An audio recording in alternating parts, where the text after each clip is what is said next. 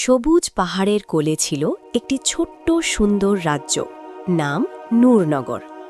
নূরনগরের মানুষেরা ছিল খুব সুখী। তারা 5 ওয়াক্ত নামাজ পড়ত, একে অপরকে সাহায্য করত আর সব সময় সালাম দিত। রাজ্যের মাঝখানে ছিল একটি পুরনো মসজিদ, মসজিদে নূর। মসজিদটির দেয়ালে সোনালি নকশা ছিল, মিনারগুলো চাঁদের আলোয় ঝলমল করত। মানুষ বলতো এই মসজিদে নামাজ পড়লে মনে অদ্ভুত শান্তি আসে। রাজার একমাত্র ছেলে ছিল রাজপুত্র ইমরান। বয়স মাত্র 12 বছর, কিন্তু সাহস ছিল সিংহের মতো। সে প্রতিদিন ফজরের নামাজ পড়ত, তারপর বনের দিকে দৌড়াতো তার বন্ধুদের সাথে দেখা করতে। তার বন্ধুরা ছিল 4 জন। শিয়াল সোলাইমান, লালচে লোমের চালাক শিয়াল। সে এত বুদ্ধিমান যে বলা হতো সোলাইমান একটা সমস্যা দেখলে 5টা সমাধান বের করে ফেলে। ভাল্লুক বরকত, বিশাল কালো ভাল্লুক। শরীর বিশাল হলেও মন ছিল নরম মাখনের মতো। সে সবসময় বলতো আগে বিসমিল্লাহ, তারপর কাজ। বানর বাসির, দুষ্টু কিন্তু মজাদার বানর। লম্বা লেজ তুলিয়ে সে যে কোনো গাছে উঠে যেত, যে কোনো জায়গায় লুকিয়ে পড়ত। তার চোখ ছিল ঈগলের মতো তীক্ষ্ণ। কুমির করিম, নদীর রাজা। সবুজ আঁশওয়ালা বিশাল কুমির। সে দেখতে ভয়ঙ্কর হলেও ছিল সবচেয়ে ভদ্র। কেউ নদী পার হতে না পারলে করিম পিঠ দিয়ে পার করে দিত। এই 5 বন্ধু প্রতিদিন বনে ঘুরত, গল্প করত, আর যদি কেউ বিপদে পড়ত সাথে সাথে সাহায্য করত। একদিন ভোরবেলা ফজরের আজান হওয়ার পরে রাজপুত্র ইমরান মসজিদে গেল নামাজ পড়তে। কিন্তু মসজিদের দরজায় পৌঁছে সে থমকে দাঁড়াল। মসজিদের সোনালি দরজাটা ভাঙা, মিনারের উপর থেকে একটা পাথর পড়ে গেছে, আর মসজিদের ভেতরে মেঝেতে ছড়িয়ে আছে পুরনো ইট আর ধুলো। বৃদ্ধ ইমাম সাহেব কাঁদছিলেন। তিনি বললেন, বাবা ইমরান, রাতের বেলা কেউ মসজিদের পবিত্র পাথরগুলো চুরি করে নিয়ে গেছে। এই পাথরগুলো সাধারণ পাথর না, এগুলো 100 বছর আগে দূর দেশ থেকে আনা হয়েছিল। বলা হয় এই পাথরের গায়ে কোরআনের আয়াত খোদাই করা আছে। ইমরানের বুকটা ভারী হয়ে গেল। সে মনে মনে বলল, যে এই কাজ করেছে সে শুধু পাথর চুরি করেনি, সে আমাদের স্মৃতি, আমাদের ইতিহাস চুরি করেছে। সে সাথে সাথে দৌড়ালো বনের দিকে। বনের বড় বটগাছের নিচে 5 বন্ধু প্রতিদিন সকালে মিলত। ইমরান হাঁপাতে হাঁপাতে এসে সব বলল। শিয়াল সোলাইমান, ভারী পাথরের গন্ধ, মানুষের ঘামের গন্ধ, আর দক্ষিণ দিক থেকে আসছে। কেউ একজন রাতে এই পথ দিয়ে গেছে। ভাল্লুক বরকত, আমি যাব, কিন্তু একটা কথা, আমরা কাউকে আঘাত করব না, আমরা শুধু সত্য বের করব। বানর বাসির, আমি টাছের ওপর থেকে রাস্তা দেখাবো, আমার চোখে কিছুই লুকাতে পারবে না। কুমির করিম, নদী পার হতে হলে আমি আছি, কিন্তু ইমরান ভাই, আমার মনে হচ্ছে এই রহস্য অনেক গভীর, সাবধানে যেতে হবে। রাজপুত্র ইমরান সবার দিকে তাকালো। তারপর সে বলল, ইমরান, বন্ধুরা, আমরা আজকে বের হব, কিন্তু আগে একটা কাজ করতে হবে। সবাই একসাথে হাত তুলে দোয়া করল। হে আল্লাহ, আমি তোমার কাছে সঠিক পথ, তাকওয়া, পবিত্রতা ও সন্তুষ্টি চাই। তারপর 5 বন্ধু দক্ষিণের পথে রওনা দিল। দক্ষিণের জঙ্গল ছিল ঘন আর অন্ধকার। গাছের ডালপালা এত বেশি যে দুপুরেও রোদ ঢুকতে পারত না। পথে পথে ছিল কাঁটার ঝোপ, পিচ্ছিল পাথর, আর মাঝে মাঝে অদ্ভুত আওয়াজ। বানরবাসীর, ওই দেখো, মাটিতে ভারী কিছু টেনে নেওয়ার দাগ দক্ষিণ পূর্ব দিকে যাচ্ছে। তারা দাগ অনুসরণ করতে লাগল। হঠাৎ সামনে একটা গর্ত। ভাল্লুক বরকত প্রায় পড়েই যাচ্ছিল, কিন্তু শিয়াল সোলাইমান তার লেজ টেনে ধরল। শিয়াল সোলাইমান, সাবধান বরকত ভাই, এটা ফাঁদ হতে পারে। সোলাইমান গর্তের চারদিকে ভালো করে দেখল, তারপর বলল, এই গর্তটা পুরনো, অনেক দিন ধরে আছে, কিন্তু পাশে দেখো কারো পায়ের ছাপ। 3 জন মানুষ ভারী বোঝা বহন করছিল।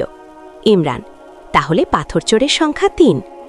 এগিয়ে যেতে যেতে তারা দেখল রাস্তায় একটা ছেঁড়া কাপড়ের টুকরো পড়ে আছে। বানরবাসী সেটা তুলে নাকের কাছে নিল। বানরবাসীর, এটা কারখানার গন্ধ, কাছে কোনো লোহার কাজ হয় এমন জায়গা আছে। শিয়াল সোলাইমান, আমি জানি কোথায়, পূর্বের পাহাড়ের নিচে একটা পুরনো কামারের দোকান আছে, সেখানে নাকি অনেক দিন ধরে অদ্ভুত মানুষজন আসছে। আরও এগিয়ে যেতে যেতে তারা পৌঁছালো কালো নদীর কিনারায়। নদীর জল ছিল গাঢ় এবং স্রোত ছিল প্রচণ্ড। পার হওয়ার কোনো সেতুই। বানর বাসির, আমি কি গাছ থেকে দড়ি বানিয়ে পার হতে পারবো? শিয়াল সুলাইমান, না, স্রোত বেশি, দড়ি ছিঁড়ে যাবে। কুমির করিম, আমার পিঠে ওঠো সবাই, আমি পার করে দেব। একে একে সবাই করিমের পিঠে উঠল। ইমরান সবার শেষে উঠতে গিয়ে একটু থামল। সে বলল, করিম ভাই, তুমি কি ক্লান্ত হয়ে যাবে না? কুমির করিম, আল্লাহ যখন শক্তি দিয়েছেন সেই শক্তি ভালো কাজে লাগানোই তো সার্থকতা। নদী পার হতে হতে করিম বলল, ইমরান ভাই, আমি গতকাল রাতে কিছু দেখেছি। 3টি নৌকা এই নদী দিয়ে গেছে, তাতে ভারী বস্তা ছিল। নৌকাগুলো গেছে পূর্ব দিকে, যেখানে পাহাড়ের নিচে সেই পুরনো কামারখানা। ইমরান, তাহলে আমরা সঠিক পথেই যাচ্ছি। নদী পার হয়ে তারা আবার হাঁটতে লাগল।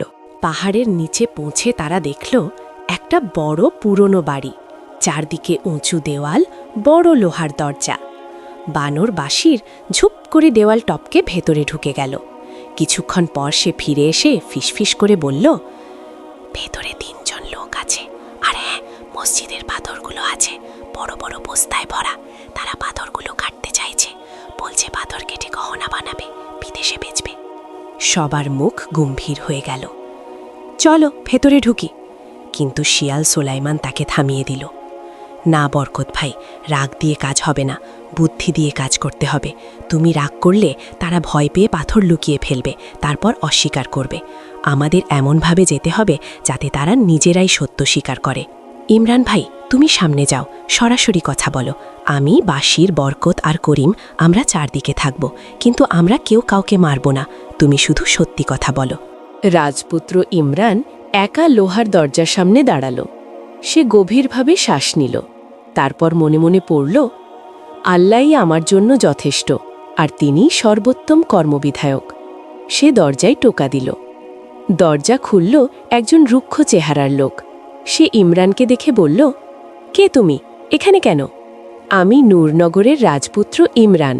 আমি জানি তোমাদের কাছে মসজিদের পাথর আছে। আমি এখানে তোমাদের সাথে লড়াই করতে আসিনি, আমি এসেছি কথা বলতে। লোকটি হো হো করে হাসল। মাত্র একটা বাচ্চা, তুমি আমাদের কি করবে? তখন পেছন থেকে ভাল্লুক বরকত এলো।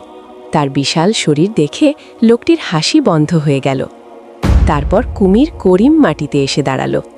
তারপর শেয়াল সুলাইমান আর বানর বাসির 2 পাশ থেকে এলো। লোকটির মুখ ফ্যাকাশে হয়ে গেল। কিন্তু ইমরান তাদের থামিয়ে বলল, না, কেউ এগিয়েও না, আমি এই লোকের সাথে কথা বলতে চাই। সে লোকটির দিকে তাকিয়ে বলল, ভাই, আমি তোমার নাম জানি না, তোমার পরিবার আছে কিনা জানি না, কিন্তু আমি একটা কথা জানি, তুমি এই পাথরগুলো বেচে যা পাবে তাতে তোমার পেট হয়তো ভরবে কিছুদিন। কিন্তু যে মসজিদ থেকে এই পাথর গেছে সেখানে একটা বৃদ্ধ মানুষ আছেন, আমাদের ইমাম সাহেব। তিনি সারা রাত কাঁদলেন। তার বয়স 80 বছর। এই মসজিদে তিনি 50 বছর ধরে নামাজ পড়িয়েছেন। তার বাবা এই মসজিদ বানিয়েছিলেন। তুমি কি সেই বৃদ্ধের চোখের পানির দাম জানো? ভেতরে আরও 2 জন লোক ছিল, তারাও বাইরে বেরিয়ে এলো। একজনের চোখ লাল হয়ে গেল। একজন লোক, আমরা ভুল করেছিলাম। 3 জন লোক মাথা নিচু করে দাঁড়িয়ে রইল। ইমরান, তোমরা কি সত্যিই অনুতাপ করছো? একজন লোক, হ্যাঁ, আমরা গরিব, আমাদের পরিবার না খেয়ে আছে, কিন্তু এটা করা উচিত হয়নি। আমরা আল্লাহর ঘরের ক্ষতি করেছি। ইমরান, তোমরা পাথরগুলো ফিরিয়ে দাও, আর আমি কথা দিচ্ছি নূরনগরে ফিরে গিয়ে আমি বাবাকে বলবো তোমাদের কাজের ব্যবস্থা করে দিতে। হালাল রিজিকের পথ সব সময় আছে, শুধু খুঁজে নিতে হয়। 3 লোক একে অপরের মুখের দিকে তাকালো। তারপর তারা বস্তাগুলো বের করে আনতে লাগল। এখন শুরু হলো সত্যিকারের কাজ। ভাল্লুক বরকত কাঁধে বিশাল বস্তা তুলে নিল। কুমির করিম নদীর ধারে গিয়ে অপেক্ষা করল। বানর বাসি গাছের উপর থেকে পথ দেখালো। শিয়াল সুলাইমান হিসেব করল কোন পাথর কোথায় বসবে। রাজপুত্র ইমরান সবার সাথে কাঁধে কাঁধ মিলিয়ে পাথর বহন করল। সূর্য মাথার উপর উঠল, তবু তারা থামল না। পানি পিপাসা পেল, তবু তারা থামল না। পা ব্যথা করল, তবু তারা থামল না। মাগরিবের আজান হওয়ার ঠিক আগে শেষ পাথরটা মসজিদের দেয়ালে বসল। সন্ধ্যার নরম আলোয় মসজিদে নূর আবার পূর্ণ হল। বৃদ্ধ ইমাম সাহেব পাথরের দেয়ালে হাত রাখলেন, চোখ বুজলেন। 2 কাল বেয়ে পানি পড়ল। তারপর তিনি আজান দিলেন, আল্লাহু আকবার, আল্লাহু আকবার। আজানের শব্দ বনের উপর দিয়ে ভেসে গেল, পাহাড়ে প্রতিধ্বনি হল, নদীর জলে মিশে গেল। রাজপুত্র ইমরান কাতারে দাঁড়ালো। তার পাশে দাঁড়ালো সেই 3 জন লোক যারা একসময় পাথর চুরি করেছিল। নামাজ শেষে তারা ইমামের কাছে মাফ চাইল। বৃদ্ধ ইমাম মাথায় হাত রেখে বললেন, আল্লাহ ক্ষমাশীল, তোমরা ফিরে এসেছ, এটাই বড় কথা। রাতে ফেরার পথে 5 বন্ধু আকাশের তারা দেখতে দেখতে হাঁটল। বানরবাসী, আজকে অনেক ভয় পেয়েছিলাম, কিন্তু ভালোও লাগছে। ভাল্লুক বরকত, ভয় পাওয়া মানে কাপুরুষ না, ভয় পেয়েও এগিয়ে যাওয়াই সাহস। কুমির করিম, সবচেয়ে ভালো লেগেছে আমরা কাউকে আঘাত করিনি, কিন্তু কাজ হয়েছে। শিয়াল সুলাইমান, এটাই ইসলামের শিক্ষা। রাসূল সাল্লাল্লাহু আলাইহি ওয়াসাল্লাম বলেছেন, শক্তিশালী সে নয় যে কুস্তিতে জেতে, শক্তিশালী সে যে রাগের সময় নিজেকে সামলাতে পারে। ইমরান, আজকে আমি একটা জিনিস বুঝলাম, একা কিছু করা যায় না, কিন্তু সবাই মিলে করলে পাহাড়ও সরানো যায়।